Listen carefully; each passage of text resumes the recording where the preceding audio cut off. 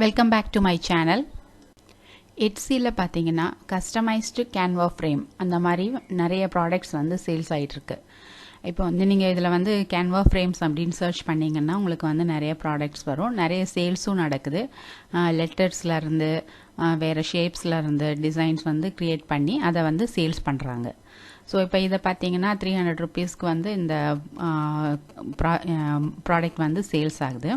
இதில் பார்த்தீங்கன்னா நிறைய ஷேப்ஸ் எல்லாம் இருக்குது. ஸோ இந்த மாதிரி நம்ம வந்து கஸ்டமைஸ்டு ஃப்ரேம்ஸ் வந்து க்ரியேட் பண்ண முடியும். நம்மளும் க்ரியேட் பண்ணி நீங்கள் வந்து எட்ஸியில் சேல்ஸ் பண்ணலாம். இப்போ புதுசாக இந்தியாவிலேருந்து எட்ஸியில் அக்கௌண்ட் ஓப்பன் பண்ண முடியலன்னு சொல்கிறாங்க. பட் ஆல்ரெடி எட்ஸியில் அக்கௌண்ட் வச்சுருக்கிறவங்க அதில் சேல்ஸ் பண்ணலாம். அப்படி இல்லைனாலும் உங்களுக்கு வந்து க்ரியேட்டிவ் ஃபேப்ரிக்கால் வந்து இதை சேல்ஸ் பண்ணலாம். இன்னும் நிறைய சைட்ஸ் வந்து இருக்குது நமக்கு. ஸோ அந்த மாதிரி நீங்கள் ஒரு கேன்வா ஃப்ரேம் வந்து எப்படி பண்ணுறது அப்படிங்கிறது தான் இந்த வீடியோவில் நம்ம பார்க்க போகிறோம்.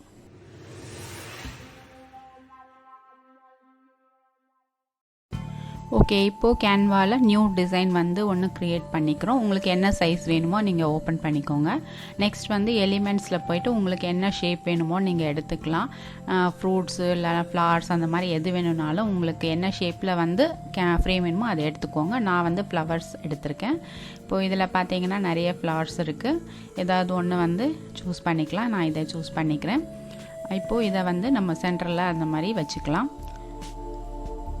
என்ன சைஸ்க்கு வேணுமோ அதை வச்சுக்கோங்க. நெக்ஸ்ட் வந்து இதை அப்படியே வந்து பேக்ரவுண்ட் இல்லாமல் பிஎன்ஜியில் நீங்கள் டவுன்லோட் பண்ணிக்கணும். பிஎன்ஜி செலக்ட் பண்ணிவிட்டு டிரான்ஸ்பரண்ட் பேக்ரவுண்டில் வந்து இதை டவுன்லோட் பண்ணிக்கோங்க.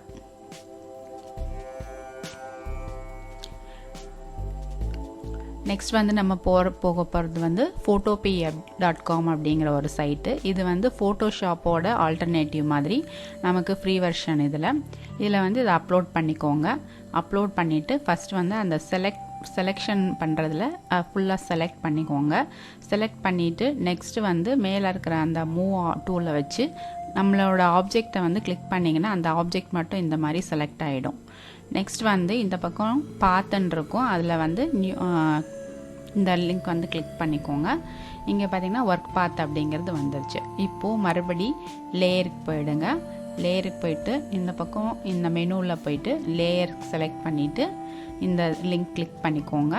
கிளிக் பண்ணிட்டீங்கன்னா அவ்வளோதான். இங்கே வந்து உங்களுக்கு அந்த நம்மளோட ஆப்ஜெக்ட் வந்து கிரே கலரில் இந்த மாதிரி வந்துச்சுன்னா கரெக்டாக பண்ணிட்டீங்கன்னு அர்த்தம். இப்போ நெக்ஸ்ட் வந்து நம்ம இதை வந்து ஒரு பிடிஎஃபாக எக்ஸ்போர்ட் பண்ணிக்கலாம். எந்த செட்டிங்ஸும் மாற்ற வேணாம், ஜஸ்ட் சேவ் பண்ணிக்கோங்க. இப்போது டவுன்லோட் ஆகிடுச்சு. நம்ம இதை வந்து கேன்வாவில் அப்லோட் பண்ணிக்கணும். அப்லோட் பண்ணிவிட்டு இப்போது புதுசாக அப்லோட் பண்ண அந்த ப்ராஜெக்டை நீங்கள் ஓப்பன் பண்ணிக்கோங்க. ஓப்பன் பண்ணிவிட்டு ஜஸ்ட் அதை வந்து செலக்ட் பண்ணி இப்போ அப்லோட் ஆயிடுச்சு. இதில் வந்து இதை கிளிக் பண்ணிவிட்டு டெலீட் பட்டனை அமுத்துனீங்கன்னா உங்களோட ஃப்ரேம் வந்து ரெடி ஆயிடுச்சு. இவ்வளோதான். இதை வந்து நீங்கள் எந்த ப்ராஜெக்ட்டுக்கு வேணாலும் யூஸ் பண்ணிக்கலாம். அப்படி இல்லைன்னா சேல்ஸ் பண்ணுறதுக்கும் நீங்கள் யூஸ் பண்ணிக்கலாம்.